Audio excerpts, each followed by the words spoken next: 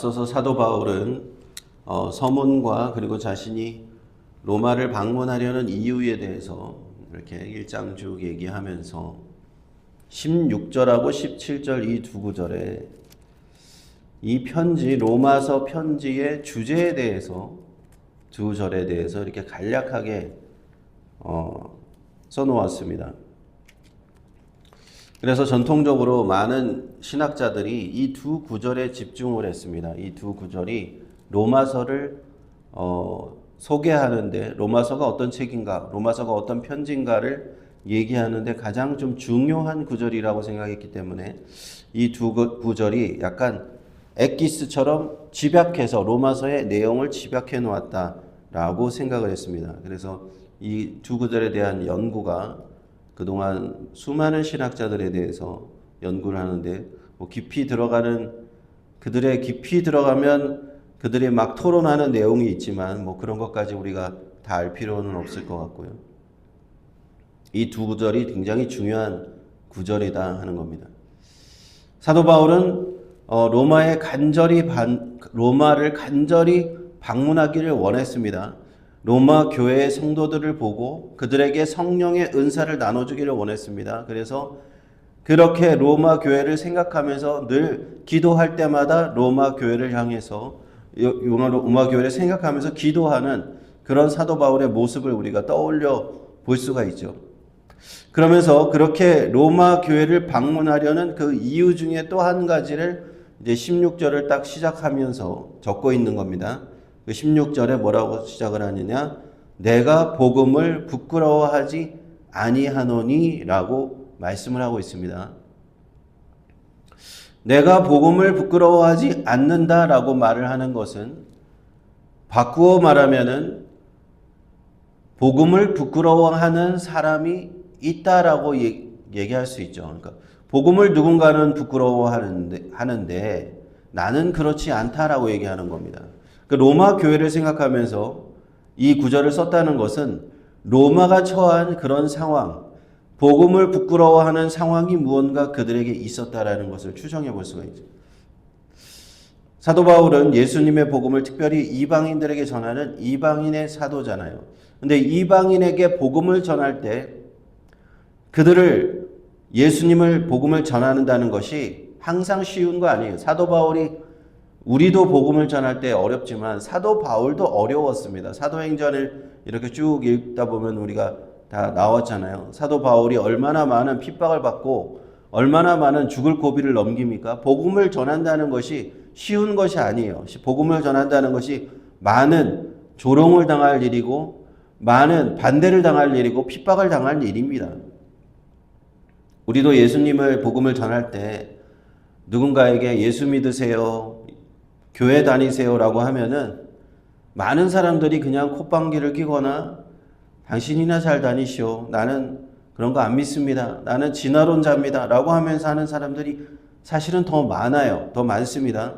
그리고 요즘에는 기독교 교회가 비판을 받기 때문에 나는 교회 다니는 사람들이 더 나쁘더만 하면서 그런 얘기를 거부 반응을 듣는 것이 더 많다는 겁니다.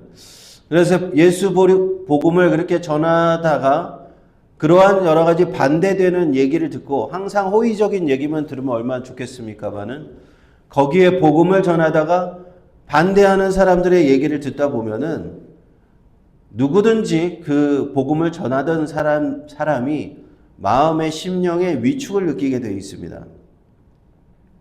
1세기 AD 한 56년 7년 정도의 이 로마서가 기록되어 있다고 우리는 학자들은 보고 있는데 그 당시에도 바울이 전할 때 똑같은 그런 반응이 있었다는 겁니다. 1세기 사람들은 더 복음을 쉽게 받아들였느냐? 아닙니다. 1세기 사람들도 똑같이 거부하는 사람들이 많았습니다. 그런 무슨 사도행전을 보면 그런 얘기하죠. 벨리스 총독이 바울아 내가 미쳤도다, 내 많은 학문이 너를 미치게 한다, 이렇게 얘기한 적이 있죠. 예수님의 복음을 전할 때 그렇게 미쳤다는 소리까지 듣는 것이 1세기 역시 그 상황이었다는 거예요. 누군가 복음을 전할 때 그러한 얘기를 지속적으로 반대되는 얘기, 조롱 섞인 얘기, 그런 거를 전하다 보면은 전도자는 자연스럽게 그런 자세가 자신 있게 전하지 못하고 부끄러워하고 위축되는 모습을 보일 수밖에 없다는 겁니다. 사람이 심리적으로 그렇다는 거예요. 저도 그렇습니다. 저도 신앙생활을 하고 목회자가 되는 이런 쭉 과정 속에서 숱하게 그런 경험들을 많이 경험해 왔습니다. 좋은 경험이 아니죠. 교회 다닌다고 했을 때, 나는 이제 더 이상, 이런, 고등학교 때 그런 일이 있었어. 고등학교 때 학교에서 무슨 단체로 매년 한 번씩 가서 거기서 무슨 위령제를 지내야 되는, 제사 같은 걸 지내야 되는데, 다 같이 단체로 이제 거기서 뭐 절을까지는 아니지만, 고개 숙여서 묵념하고 제사를 지낸다는 것이 기독교로서 거부 반응이 들었기 때문에 그것을 거부했을 때 너는 왜 저런 것도 안 하냐 하는 그런 조롱 섞인 얘기를 듣게 되고, 학교에 들어가서 대학교 신입생으로 들어가서 나는 기독교인이기 때문에 나는 이런 뭐 신입생 환영회 술자리 같은 거에 나는 안 나갑니다 했을 때 다른 친구들로부터 조롱을 받게 되고, 군대에서도 교회 다닌다는 이유 때문에 고참들이 조롱하는 경우, 뭐 그런 경우들, 가족과 친지들한테 그런 얘기를 듣는 그런 수많은 경험들을 하면서 이 신앙생활을 해왔습니다. 그러다 보니까 어느 시간이 지날수록 사람이 그렇게 변해요. 처음에는 내 신앙에 대해서 아주 강력하게 확신을 가지고 얘기하다가 나중에는 그런 사람들하고 얘기하는 걸 이제 피하게 되고, 또 얘기했다가 괜히 또 이상한 소리 듣기 싫다라고 그냥 사람이 그냥 심리적으로 그렇게 된다는 겁니다. 그래서 믿지 않는 사람하고 그냥 웬만하면 신앙 얘기를 하지 말아야겠다. 저 사람은 그런 얘기를 싫어하니까 자연스럽게 그렇게 자기도 모르게 그렇게 바뀌더라는 거죠. 그래서 우리가 믿음 가운데 있는 사람하고만 내가 그냥 편하게 신앙에 대해서 얘기하겠다. 생각해 보면은 그러한 모습들이 다 나도 모르게 내가 움츠러드는 모습이고, 복음에 대해서 자신감을 가지고 얘기하지 못하고 부끄러워하는 그런 모습 가운데 있을 수 있다는 겁니다. 사도 바울 당시에도 로마 교회, 이 제국의 심장부, 가장 핵심적인 그 로마에 어떤 일들이 있었는가 추정해 볼 수 있겠는 거죠. 그 로마 사람들이 이 복음을 들었을 때, 그런 쓸데없는 소리 하지 마시오 라고 하면서 로마 교회 성도들은 거기서 많이 위축되는 상황들이 많이 발생했을 거라고 생각합니다. 기독교가 출범한 지, 예수님이 부활 승천하신 지 30년도 지나지 않은 상황에서 아무도 들어보지 못한 처음 예수 그리스도의 복음을 전했을 때 많은 사람들이 그런 반대에 부딪혔고 핍박에 부딪혔고 조롱에 부딪힐 수밖에 없었다는 겁니다. 그런데요, 그런 로마 교회의 사도 바울이 나는 복음을 부끄러워하지 않는다라고 자신 있게 확신하게 얘기를 하는 겁니다. 이것이 사도 바울이 영적인 정말 권위자고 리더라는 걸 얘기해 주는 겁니다. 그것은 사도 바울 안에 그만큼 확신이 가득하기 때문에, 확신이 강한 사람은요, 사람들이 자신을 조롱해도 그것에 대한 확신이 있기 때문에 전혀 거기에 위축되지 않는 겁니다. 사도 바울이 그런 사람이었다는. 사도 바울이 가진 확신은 무엇이었습니까? 그 뒷 구절에 나오죠. 이것은, 이 복음은 16절에 모든 믿는 자에게 구원을 주시는 하나님의 능력이다라는 그 확신이 있었다는 겁니다. 믿는 자에게 구원 주시는, 믿음이라는 단어가 이제 로마서에서 이제 등장하기 시작하는데, 로마서를 전체를 통틀어서 이 믿음이라는 단어는 가장 핵심적인 단어 중에 하나입니다. 이 믿음이, 예수 그리스도에 관한 이 믿음이 하나님의 능력, 믿는 자 모두를 구해주시는 하나님의 능력이라는 이 복음에 대한 확신이 있었다는 겁니다. 그리고 그 뒷구절로 가서 이것은 첫째는 유대인에게요 또한 헬라인에게로다 라고 바울은 얘기합니다. 사도 바울이 이방의 사도로 이방인에게 복음을 전하긴 하지만 사도 바울은 분명한 한 가지의 사실은 늘 변함없이 똑같이 그가 분명한 주장 하나를 하고 있는데, 이 구원의 복음이 먼저는 유대인들에게 전해지는 것이 하나님의 뜻이라는 건 여러 군데에서 서신서에서 사도행전에서 사도 바울이 쓴 모든 글에서 이것이 계속 반복적으로 나타나고 있어요. 하나님께서 구약 성경에 나타나신 그 여호와 하나님께서 아브라함과 이삭과 야곱을 택하시고 이스라엘을 출애굽시키시고 그들에게 모세로부터 율법과 십계명을 주신 그 하나님께서 12아들을 택하시고 12지파를 택하신 하나님께서 그 유대인들을 버리지 않으셨다는 것이 그 사도 바울이 변함없이 가지고 있는 생각입니다. 이방인들의 사도니까 이방인만 생각하면 뭐 될 텐데 항상 먼저는 첫째는 유대인이다라고 얘기합니다. 하나님께서 구약 성경에 하나님께서 여호와 하나님께서 이들을 버리지 않으셨다. 예수 그리스도의 복음을 주셨는데 가장 먼저 받아야 될 사람은 유대인이라는 거예요. 하나님은 유대인을 다 버려버리고 이방 사람들만 구원하는 것이 뜻이 아니라 유대인들을 먼저 구원하기를 원하신다. 그래서 이러한 성경의 내용을 아는 선교 단체들 가운데 지금도 유대인들에게 복음을 전하는 선교 단체들이 있습니다. 그래서 개신교, 기독교 안의 선교 단체 중에서 몇몇 선교 단체는 예루살렘으로 들어가서 이스라엘에 들어가서 거기서 전도 활동을 해요.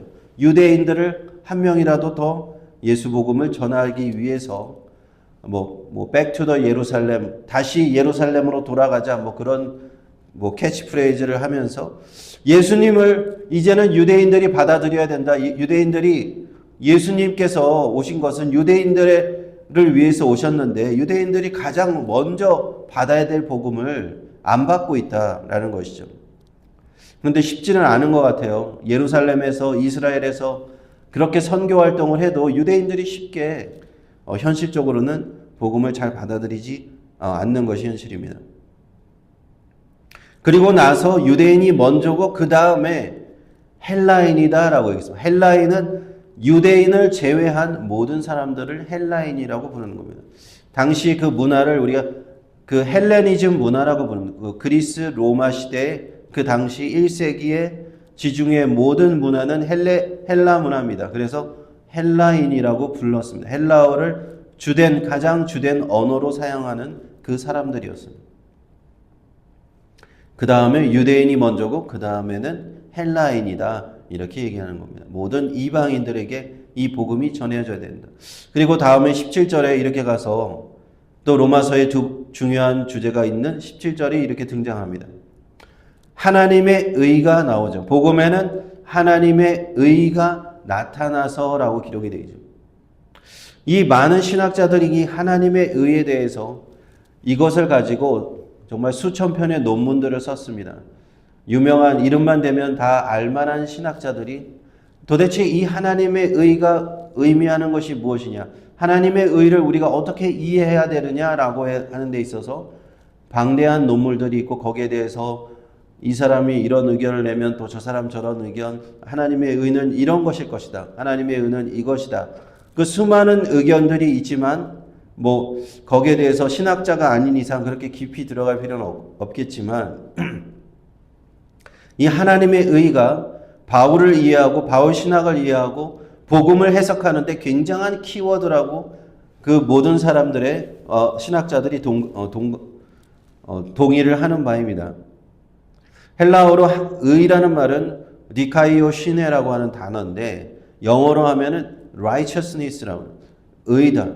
하나님의 의를 어떻게 우리가 해석할 수 있을까? 이 17절에 굉장히 많은 말씀드렸듯이 그런 어려움가 있는데 크게는 세 가지 범주로 나눕니다. 이 세 가지를 제가 그걸 깊이 다 그렇게 디테일하게 말씀드리긴 어렵지만 하나님의 의는 첫 번째로는 하나님의 속성, 영어로는 attribute이라고 하고 두 번째는 하나님의 활동, activity라고 할 수 있겠죠. 그리고 세 번째는 하나님이 주신 신분, status라고 할 수 있겠습니다. 속성, 활동, 신분 이 세 가지 범주로 보통 이해를 하는 경우가 많은데 조금 이걸 이해하기 쉽게 하기 위해서 한번 설명을 드려보면 하나님의 속성이 하나님의 의 안에 있다라는 건데 영어로는 attribute라고 하는 단어인데 하나님의 속성이 어떤 분인가? 하나님은 정의로운 분이라는 겁니다. 하나님의 의라는 건 하나님의 정의. 하나님께서는 악을 같이 함께 하지 않으시고 악을 보지 못하시고 하나님의 속성인 정의와 공의가 중요하다는 거예요. 그런데 죄인들은 하나님을 떠난 죄인된 인간들은 이 하나님의 속성, 하나님의 정의 가운데 이르지 못하는 것입니다. 그래서 두 번째 그 범주가 생겨날 수밖에 없는 거 하나님의 활동, 액티비티가 생겨날 수밖에 없었다는 거죠. 하나님께서 이 죄인된 인간들을 위해서 그들을 의롭게 만드시기 위한 어떠한 행위를 하셨는데 그것이 그들의 죄를 없애주시는 그런 하나님의 행위로서의 의다하는 겁니다. 구약시대에는 이 하나님의 행위가 제사를 통해서 나타났습니다. 소와 양과 염소를 잡아서 속죄제사를 드리고 제단에 그 동물들의 피를 뿌림으로써 그들의 죄를 없애주신 것이 하나님의 액티비티, 하나님의 활동으로 드러나셨다는 겁니다. 하나님의 의가 그런 방식으로 드러났다. 그런데 이제 신약시대에 들어와서 우리가 예수 그리스도의 복음을 받을 때 십자가에서 단번에 드린 하나님께 드린 희생제사, 그것이 하나님의 죄인을 의롭게 하시는 활동, 액티비티로 드러나는 그런 부분이 되는 겁니다. 그리고 이렇게 하나님께서 우리 죄인들을 의롭게 하시는 이러한 하나님의 활동을 통해서 세 번째로 하나님은 죄인들을 의롭다 하게 만드는 신분을 허락하신다는 게 스테이터스, 하나님이 주신 새로운 신분에 있다는 겁니다. 새로운 신분은 그가 예수 그리스도를 믿게 됨으로써 이제는 예전에 갖고 있던 그 죄악된 신분, 죄인된 신분이 아니라 의인으로서의 새로운 신분을 갖게 된다 하는 겁니다. 그래서 하나님의 속성, 하나님의 활동, 하나님의 신분, 이 세 가지의 범주 안에서 이 하나님의 의를 보통 설명을 하고 있어요. 그렇게 함으로써 믿음으로 믿음에 이르게 한다.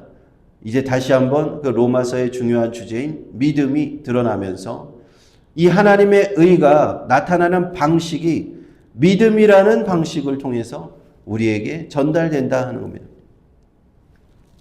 하나님이 의롭게 하시는데, 죄인들을 하나님이 의롭게 하시는데 그 죄인들을 의롭게 하시는 그 의가 어떠한 수단으로 드러나느냐? 믿음이라는 수단을 통해서 드러난다는 겁니다. 예전에는요, 이 믿음이라는 수단이 없었습니다. 이스라엘 백성들은 자기의 조상이 아브라함이기 때문에 나는 하나님의 은혜를 받는 사람이다 라고 생각했어요. 믿음이 그 초점이 아니었습니다. 신분이 더 중요했어요. 내가 그냥 조상을 잘 만나기만 하면 이 하나님의 의를 받는다고 생각했어요. 그런데 이제 신약시대에 와서 이 규칙이 바뀐 겁니다. 예수님을 보내주신 하나님께서 이제는 믿음이라는 새로운 규칙을 우리에게 주신 거예요. 하나님의 의, 우리가 용서함 받고 죄인이 용서함 받고 돌아오게 되는 그 의에 이제 동참하려면 믿음이라는 새로운 규칙을 적용한다라고 말씀합니다. 그래서 믿음으로 믿음에 이르게 한다. 오직 믿음으로만 이 하나님의 의가 나타난다 하는 겁니다. 17절에 그래서 하나님의 의가 나타나서 믿음으로 믿음에 이르게 한다. 하박국 2장 4절을 그 다음에 인용하는데 오직 의인은 믿음으로 말미암아 살리라. 그 성경에 구약 성경에 기록되어 있는 그대로 이제는 믿음이라는 그 키워드가 모든 인류에게 가장 중요한 키워드가 됐습니다. 구약 시대에는 믿음이라는 키워드가 그렇게 중요하지 않았습니다. 하나님 앞에 율법을 지키다든지 십계명을 지킨다든지 하나님의 말씀을 지키고 여러 가지 희생 제사를 드리고 1년에 3번 하나님 앞에 제사를 드리고 이러한 다른 것들이 더 중요하게 여겨졌었는데 이제 예수님의 복음이 오시고 나서는 이제는 우리가 이렇게 얘기할 수 있는 거예요. 예수 믿으라 주 예수를 믿으라 이렇게 얘기할 수 있는 거예요. 믿음이라는 키워드가 가장 중요한 구원에 하나님의 의에 동참할 수 있는 가장 중요한 키워드로 등장하게 되었다는 겁니다. 그러므로 우리는 기독교에서 믿음을 전파하게 되는 거예요. 믿음을. 구원은 믿음으로 받게 된다는 거예요. 어떠한 다른 것으로 받는 것이 아니라 오직 뭐 조상을 잘 둬서 내가 뭐 세상에서 지위가 높아서 다른 요소로 받는 것이 아니라 오직 믿음으로 구원을 받는다. 이것이 하나님께서 제정하신 만민에게 평등한 모든 사람에게 유대인이나 헬라인이나 모든 사람에게 평등한 이 구원의 복음의 핵심 키워드가 되는 것입니다. 이것을 생각할 때 우리는 얼마나 감사한지 모릅니다. 우리가 믿음이라는 새로운 구원의 길이 없었더라면 어떻게 하나님의 자녀가 될 수 있겠습니까? 나는 이스라엘 백성도 아니고 나는 아브라함이 내 조상도 아닌데 어떻게 나는 하나님의 자녀로 편입이 되겠습니까? 원래 이방인이었고 하나님이 없는 죄인이었는데 이방 죄인이었는데 어떻게 하나님의 자녀가 될 수 있겠습니까? 이 믿음이라는 새로운 방식을 하나님이 우리에게 허락해 주셨기 때문입니다. 그래서 오늘 로마서에서 16장 17절에 가장 로마서를 이해하는데 핵심적인 두 구절, 그래서 많은 연구가 되어 있었던 신학자들이 가장 논쟁이 많았던 두 구절에 대해서 우리는 보았는데요.